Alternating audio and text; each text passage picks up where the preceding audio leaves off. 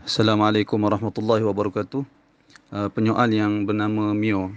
Encik Mio, berkaitan dengan soalan yang pertama, adakah terdapat hadis yang menyatakan hanya 2 rakaat salat sunat qabliyah sahaja dibenarkan sebelum salat fardu subuh? Maka jawapannya sememangnya ada hadis.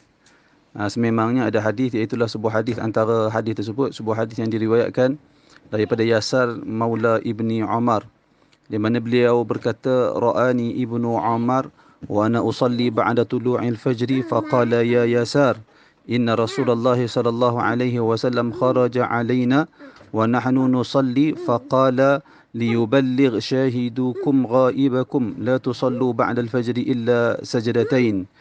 Yang bermaksud, hadis riwayat daripada Yasar Maula kepada Ibnu Umar, yang mana beliau berkata, satu hari Ibnu Umar pernah melihat aku menunaikan salat selepas terbitnya fajar, yakni salat sunat. Setelah masuk waktu subuh, dia menunaikan salat sunat fajar. Faqala, lalu Ibnu Umar berkata, wahai Yasar, sesungguhnya Rasulullah sallallahu alaihi wasallam satu hari keluar bertemu dengan kami, dan ketika itu kami sedang menunaikan salat, dan baginda Nabi sallallahu alaihi wasallam bersabda, hendaklah orang-orang yang hadir pada waktu ini menyampaikan perkara ini kepada orang yang tidak hadir, kata Nabi. Apa yang Nabi sampaikan? Iaitulah la tusallu ba'dal fajri illa sajdatain. Jangan kamu semua salat jangan kamu semua salat selepas masuknya waktu subuh melainkan 2 rakaat sahaja. Hadis ini diriwayatkan oleh Abu Dawud dan At-Tirmizi, demikian juga Imam Ahmad. Berdasarkan hadis ini, majoriti para ulama berpandangan tidak ada salat sunat sebelum subuh melainkan 2 rakaat sahaja. Akan tetapi perkara ini tidak disepakati oleh kesemua para ulama, kerana antara mereka ada yang menilai hadis ini sebagai daif. Antara yang mendaifkan hadis ini iaitulah Ibnu Hazmin. Antara yang mendaifkan hadis ini Ibnu Hazmin. Akan tetapi Ahmad Syakir di dalam ta'liq dia kepada kitab Al-Muhalla yang ditulis oleh Ibnu Hazmin, beliau membuat keputusan bahawasanya hadis ini sahih. Hadis ini sahih. Apapun hadis itu, wallahu alam, setakat yang saya makan saya, dia sahih. Hadis itu sahih. Uh, Cumanya seperti yang saya sebut di awal tadi, majoriti ulama memakruhkan salat sunat sebelum fardu subuh melainkan 2 rakaat sahaja.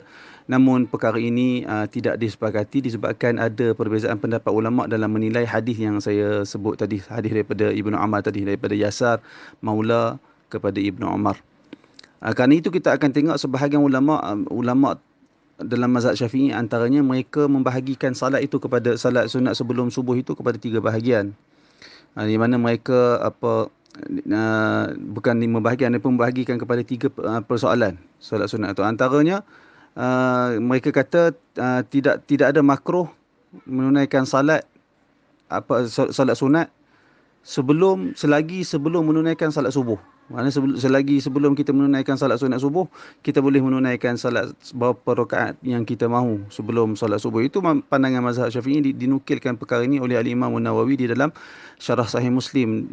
Sebahagian pula berkata tidak makruh salat sunat subuh selagi tidak makruh sembahyang sunat selain daripada tidak makruh sembahyang sunat lebih dari 2 rakaat selagi belum menunaikan salat fardu. Namun Syekhul Islam Ibn Taymiyah rahimahullah, berdasarkan apa yang saya jumpa daripada fatwa beliau, iaitulah di dalam Majmu'ul Fatawa, antaranya agak panjang perkataan dia, tetapi Ibn Taymiyah rahimahullah tidak membantah, ataupun Ibn Taymiyah seperti menyokong pandangan yang mengatakan tidak makruh. Cumanya Syekhul Islam Ibn Taymiyah berkata jangan dijadikan kebiasaan menunaikan salat sunat sebelum fardu subuh lebih dari 2 rakaat. Tetapi kadang-kala buat lebih daripada 2 rakaat tidak mengapa, terutamanya bagi solat-solat yang bersebab, seperti dia menunaikan lebih dari 2 rakaat sebelum fardu subuh, bagi merupakan salat sunat yang salat malam yang dia qada. Kita disyariatkan mengqada salat malam. Katalah seseorang dia selalu bangun qiyamul-lail, tiba-tiba satu malam tu dia tak bangun qiyamul-lail disebabkan keletihan atau seumpamanya, maka dia dibenarkan untuk mengqada salat qiyamul-lail dia untuk dilakukan sebelum menunaikan salat fardu subuh. Ibn Taymiyah rahimahullah antaranya disebut sedemikian. Jadi pandangan Ibn Taymiyah ini baik juga untuk kita perhatikan, yang mana beliau berpandangan tidak makruh dengan asalkan tidak dijadikan kebiasaan. Wallahu a'lam. Berkaitan salat sunat qabliyah maghrib, para ulama berbeza pandangan. Ia memang ada perbezaan pendapat di kalangan ulama tentang salat sunat sebelum maghrib. Sekurang-kurangnya ada 3 pandangan para ulama. Pandangan pertama yang mengatakan sunat, pandangan kedua mengatakan makruh, pandangan ketiga mengatakan harus.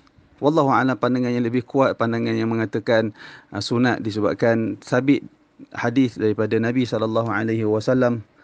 Antaranya hadis Abdullah ibn al-Muzani radhiyallahu anhu, yang mana beliau berkata, Nabi SAW bersabda, sallu qabla salatil maghrib. Sallu qabla salatil maghrib. Nabi ulang 2 kali. Kemudian pada kali yang ketiga, Nabi berkata, liman sya', bagi sesiapa yang kehendaki. Nabi dalam hadis itu Nabi kata, sallu qabla salatil maghrib, tunaikanlah salat, yakni salat sunat sebelum salat fardu maghrib. Nabi ulang lagi sekali, tunaikanlah salat sebelum salat fardu maghrib. Kemudian kali yang ketiga Nabi kata, bagi sesiapa yang menghendakinya. Bagi siapa yang menghendakinya. Hadis ini diriwayatkan antaranya oleh Al-Imam Al-Bukhari. Bahkan Al-Imam Al-Bukhari buat bab di dalam sahih dia dengan dia berkata, babus salati qabla al-maghrib, bab membicarakan tentang salat sebelum maghrib. Maknanya di sisi Al-Imam Al-Bukhari, kalau kita tengok pada peletakan bab sebegini, kita boleh faham Al-Imam Al-Bukhari mengatakan sunat, adanya salat sunat sebelum maghrib. Dan salat sunat sebelum maghrib adalah 2 rakaat. Salat sunat sebelum maghrib adalah 2 rakaat. Demikian juga para ulama yang mengatakan sunat ini banyak di kalangan mereka yang mendatangkan hadis-hadis yang menunjukkan perkara itu. Wallahu ta'ala alam, pandangan yang lebih kuat ia adalah salat sunat, ataupun kita kata sebelum maghrib ada disunatkan menunaikan salat sunat. Cumanya dia bukanlah salat rawatib yang diberi penekanan. Dia tidak termasuk di dalam kumpulan salat sunat rawatib yang diberi penekanan. Wallahu a'lam.